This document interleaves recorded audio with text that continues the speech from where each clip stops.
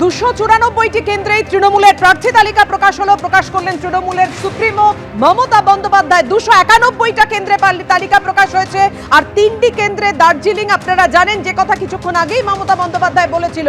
আপনাদের জানিয়ে রাখি, ভবানীপুরে, একেবারে ভবানীপুরের তৃণমূল প্রার্থী মমতা বন্দ্যোপাধ্যায়। ভবানীপুরের তৃণমূল প্রার্থী মমতা বন্দ্যোপাধ্যায়। এই মুহূর্তে আমরা রয়েছি শোভনদেব চট্টোপাধ্যায়ের সঙ্গে। তৃণমূল কংগ্রেসের সদ্য ঘোষিত প্রার্থী তালিকার মধ্যে তিনি বালিগঞ্জের জন্যে তৃণমূল মনোনীত প্রার্থী। স্বাগত আপনাকে, শুভেচ্ছা। কি বলবেন? নির্বাচনে তো সে অনেক কাল আগে থেকেই দাঁড়াচ্ছে, 91 সাল থেকে। এটা নিশ্চিতভাবে আমার কাছে খুব বড় ব্যাপার যে অষ্টমবারের জন্য মমতা বন্দ্যোপাধ্যায় আমাকে মনোনীত করেছেন। আমি তার কাছে কৃতজ্ঞ, এবং মমতা বন্দ্যোপাধ্যায় যে পথের পথিক, আমরা সেই পথেরই পথিক। স্বাভাবিকভাবেই মনে করি যে তিনি যখন আমাদের উপর আস্থা রেখেছেন, আমার উপর আস্থা রেখেছেন, সেই আস্থা পূরণ করার জন্য যা যা করা দরকার আমি সব কিছু করব। তৃণমূল কংগ্রেসে প্রবীণ সেনানী, প্রবীণ কর্মী, তাদের মধ্যে অন্যতম আপনি, এবং একদম একটি সাধারণ মানুষ আপনাকে সবসময় পৌঁছতে পারে। বালিগঞ্জ আপনার কাছে নতুন কেন্দ্র, এটা কি চ্যালেঞ্জ না কেক ওয়াক? না, কোনো চ্যালেঞ্জ না। আমি তো বলছি আমার অনেকবার কেন্দ্র চেঞ্জ হয়েছে। প্রথম বারুইপুর, তারপর রাসবিহারী, তারপর ভবানীপুর, তারপর খড়দা, এখন বালিগঞ্জ।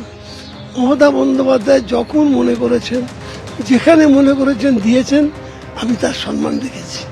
291টি কেন্দ্রে তৃণমূল প্রার্থী ঘোষণা করলো, আর 3টি আসনে অর্থাৎ দার্জিলিং এ অনেক থাপারা লড়বে জানিয়ে দিলেন তৃণমূল নেত্রী মমতা বন্দ্যোপাধ্যায়। উত্তরপাড়ায় তৃণমূল প্রার্থী কল্যাণ বন্দ্যোপাধ্যায়ের ছেলে শীর্ষান্ন বন্দ্যোপাধ্যায়।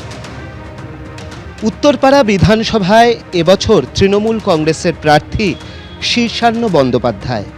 শীর্ষান্ন বন্দ্যোপাধ্যায় আইনজীবী তো বটেই, তার আরেকটি পরিচয় হলো তিনি সাংসদ কল্যাণ বন্দ্যোপাধ্যায়ের পুত্র। শীর্ষান্ন, প্রথমেই জানতে চাইব, এই ঘোষণার পরপরই তোমার কি প্রতিক্রিয়া?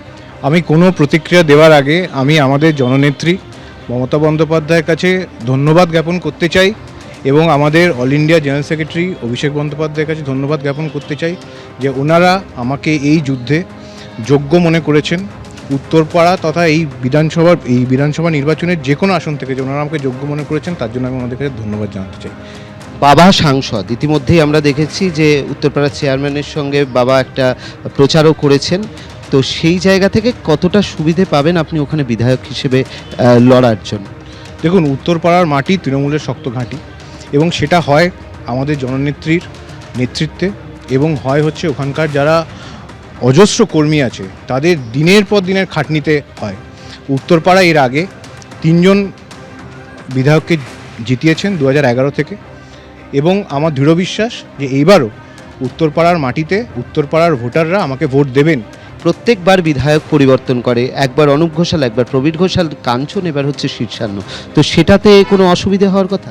একেবারেই নয়। আমি যেটা বললাম যে দেখুন, একটা বিধানসভা কেন্দ্র তৈরি হয় তার রাজনৈতিক কর্মীদেরকে দিয়ে, মানুষ পরিষেবা পান।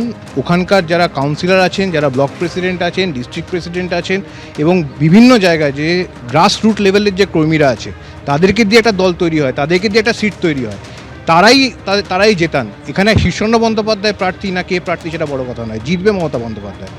শীর্ষান্ন বন্দ্যোপাধ্যায়ের যেটা বক্তব্য যে সেখানে প্রতিযোগিতা ভালোই হবে, এবং বাম এবং বিজেপি তারা কোনো ফ্যাক্টর হবে না। এবিপি আনন্দ, এগিয়ে থাকে, এগিয়ে রাখে।